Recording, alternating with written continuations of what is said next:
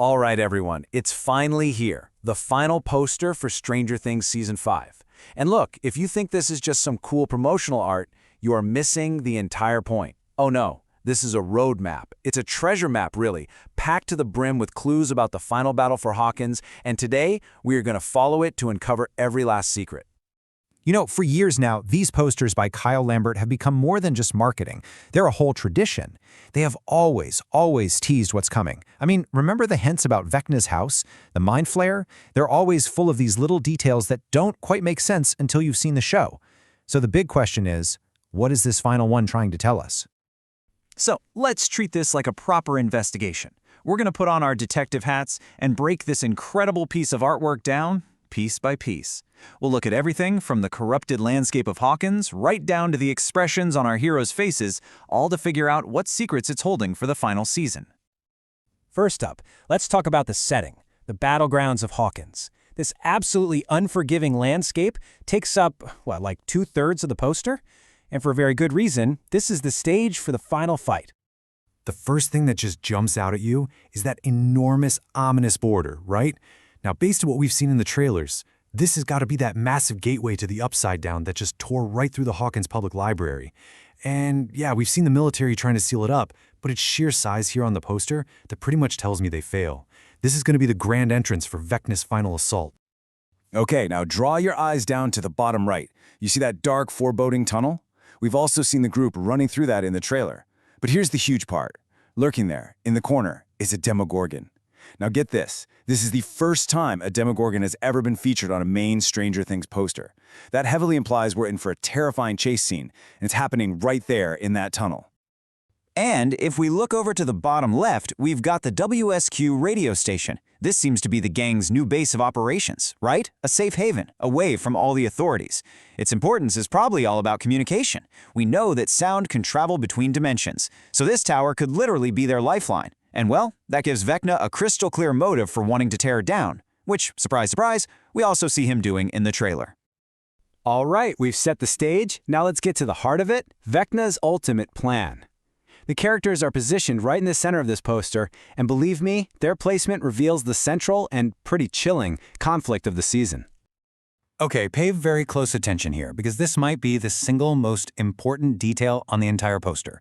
You see Will Byers? He is placed directly between Vecna and 11. That is no accident. It's practically screaming at us that Vecna is going to use Will's deep connection to the Upside Down, basically weaponizing him for the final showdown against 11. And speaking of Vecna, his hands tell two completely different stories here. One hand is hovering over Max, which is a clear and frankly creepy symbol of his psychic control, a little reminder that she's still trapped in his mind. But his other hand, it's poised and ready, mirroring 11's own battle stance. This tells us he's not just passively controlling things, this is an active power-on-power fight. Next up, let's zoom out and look at the rest of the crew, the allies and the targets. The placement of every single character on this poster is deliberate, and it tells us so much about their roles, their alliances, and the struggles they're about to face. Just look at how this whole thing is mapped out. You've got Hopper over on the side with the new government folks, probably hinting that he'll be dealing with them. Then there's Joyce, firmly planted by the radio station. Robin and Murray are right there too, which basically confirms they're the communications team. Even Dustin's shirt is a clue. It's from the radio station, and he's probably wearing it to cover up some black eyes he got defending Eddie's name. And then there's Holly Wheeler, who's been recast for a bigger role. Her prominent placement here is a huge red flag that she might just be Vecna's next pawn. Of course, with any final season, there's that dreaded question we all have in the back of our minds. Who makes it out alive? Well, this poster seems to contain some pretty heartbreaking clues, and it's pointing a finger directly at two of our most beloved characters. The evidence here is split right down the middle, and it's agonizing. On one side, you've got Jonathan. He's holding a torch, just staring into that dark tunnel with this incredibly sad, resigned expression. It honestly feels like he's walking toward his doom. But then you have Steve.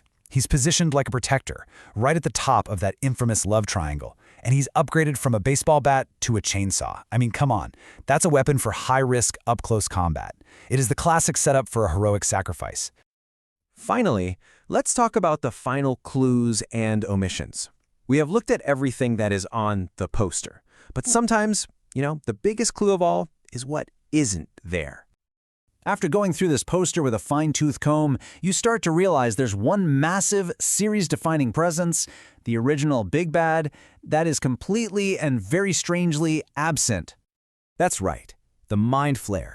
The shadowy puppet master of the Upside Down is nowhere to be found on the final poster for the entire series. For a villain of that magnitude, its omission isn't just weird, it's definite. So this glaring absence leaves us with two major theories. The first one is that the Mind Flayer simply isn't the final boss we all thought it was, and the story really does end with Vecna. The second, much more intriguing theory is that the Duffer Brothers are deliberately holding back their biggest card, saving the true final villain for a massive, jaw-dropping reveal in the show itself. Which leaves us with one final, haunting question. The poster puts all our focus on Vecna and all these very human conflicts. But what if that's intentional? What if this whole thing is just one grand act of misdirection, designed to make us forget about the cosmic horror that's still lurking in the shadows? That's the thought I'm going to leave you with as we all wait for the end. Thanks for joining this breakdown.